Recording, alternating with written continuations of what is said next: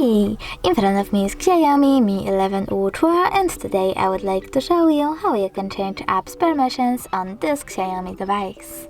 Firstly, go into Settings, scroll down and tap on Apps. Over here, go into Permissions and Permissions one more time. Now pick one of your Xiaomi's features like Location and select one of those apps. I will go with Maps. Now pick one of those options by clicking on the chosen one. Allow all the time, allow only when using the app, as every time, or deny. I will go with Allow all the time, so now when I go back, I can start Maps, just gain access to this device location.